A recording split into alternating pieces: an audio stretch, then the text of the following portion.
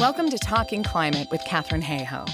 Each episode, we explore how climate change is affecting the people, places, and things we love, and what we can do to make a difference. From science to solutions and stories that inspire, you're in the right place for real talk about real change. This week, I am delighted to welcome another Climate Katharine as guest editor of this newsletter, Dr. Katharine Wilkinson, who I've known since she published her first book, Between God and Green, about climate change and evangelicals, all the way back in 2012. Katharine is also co-editor of the best-selling anthology of women's voices, All We Can Save, to which I also contributed. She co-founded and leads the All We Can Save project, co-hosts the podcast A Matter of Degrees, and writes the newsletter Human on Earth. She is, in short, one of the most vital voices in the climate movement today.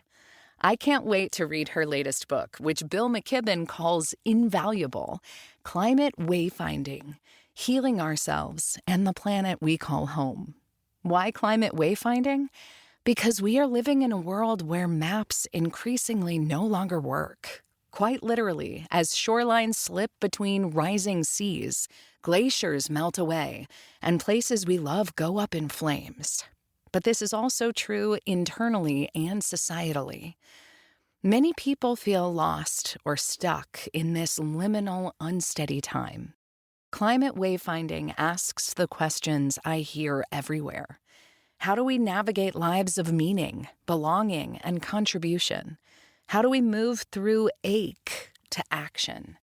Katharine has said that this is a magnificent time to be alive, because we truly can make a difference with our actions. I agree, and I can't think of a better guide for the journey. Take it away, Katharine. Good news. Last July, the International Court of Justice issued a landmark climate ruling, declaring that nations have a binding legal duty to protect the climate. Many Talking Climate readers will know this piece of good news, but I'd like to bring it back up so I can share two key morals of the story. When Jennifer Robinson and I were in graduate school together as Rhodes Scholars at Oxford, she was emphatic. I'm a human rights lawyer, not an environmental lawyer. We'd have long, heated discussions about it at our local pub. But then fast forward to 2024, and Jen was a core part of the legal team for the pioneering climate case that went before the ICJ. Now a full-blown climate leader, among many other things. Her story is a reminder we all have gifts to bring to the work of mending our planet. As I write in Climate Wayfinding, each of us is a node of possibility for healing the climate crisis, whoever we are and whatever we've got to give. The ICJ story is also a reminder about the powerful role climate education has to play. The bold idea to bring the world's biggest problem to the world's highest court grew out of a classroom at the University of the South Pacific. With social change, we tend to focus on the big, visible wins, like the moment in The Hague when the landmark opinion was read.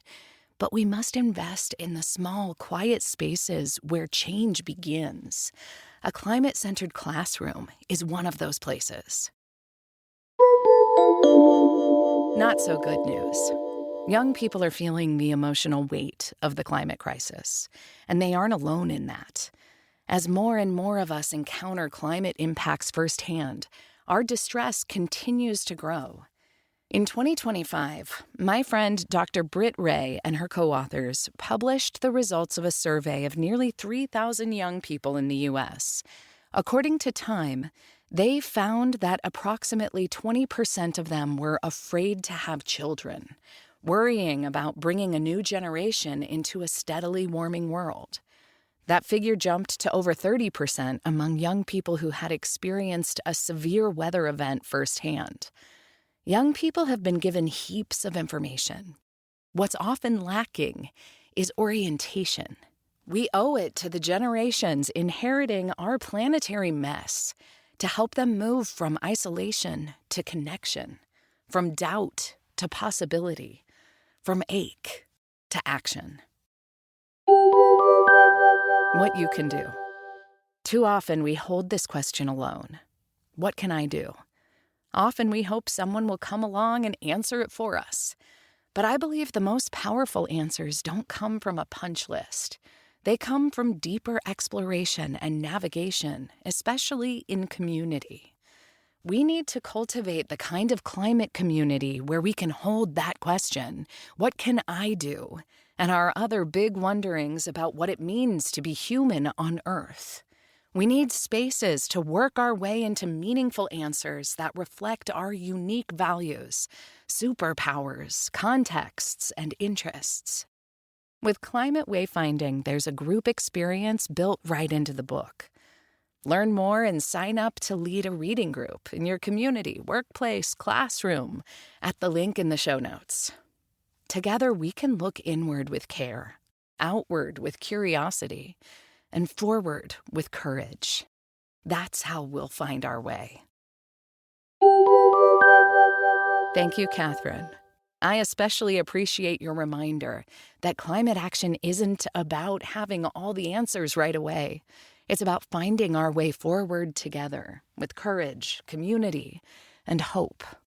If today's edition resonated with you, I highly recommend checking out her new book, Climate Wayfinding, along with the Climate Wayfinding program and reading groups designed to help people move from isolation to action in community.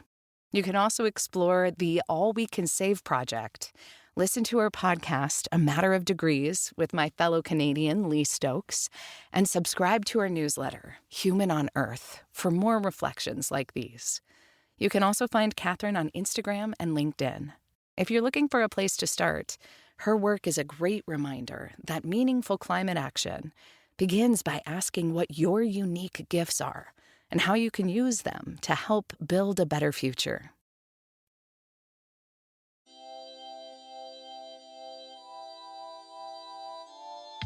Thanks for listening to Talking Climate, narrated by Ann Cloud. For more resources, links, and actions you can take, check out the full newsletter at www.talkingclimate.ca. Thanks for being here. And remember, every climate conversation counts.